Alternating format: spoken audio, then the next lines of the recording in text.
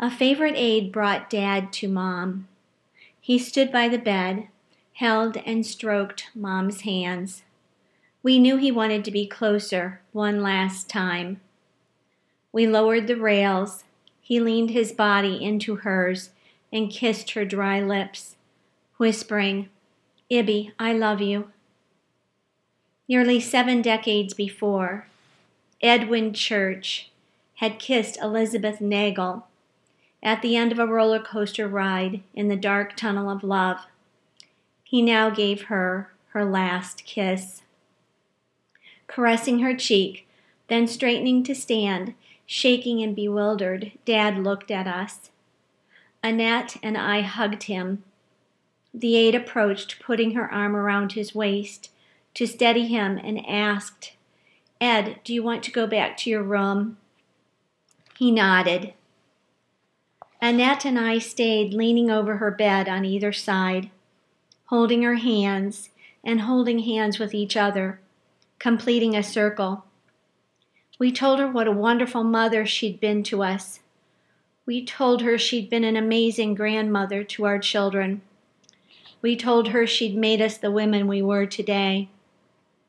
We told her how beautiful she was, and she smelled so sweet. Lastly, we said, "We'll take care of Dad until you can be together in heaven." With every exhale, she labored, as if more and more of her soul was expelled with each respiration. The circle from birth to death was now completing itself. Annette and I stayed in the sanctuary-like quiet of the room, hearing our own breathing, stroking her skin, knowing Mom was gone, but not wanting our time with her to end. We waited about 45 minutes until the funeral director came. What was left of Mom was simply her earthly shell. I had seen her birth her soul to heaven. I returned quickly to the locked unit to get her glasses and dentures to give to the funeral director. As I walked through those locked metal security doors, knowing I had to tell my dad that Mom was gone, I did so with my back erect and a large stride, having great peace, telling myself my mother was now free and restored. She'd never have to live behind locked doors again. When I entered Mom and Dad's room, he struggled to stand.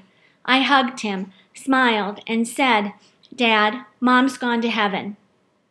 With a mystical expression on his face, he replied, "Really? I just saw her. She came to tell me she'd wait for me there." There is no doubt in my mind that somehow the two halves of their souls connected, so that she was able to visit him, giving him this message.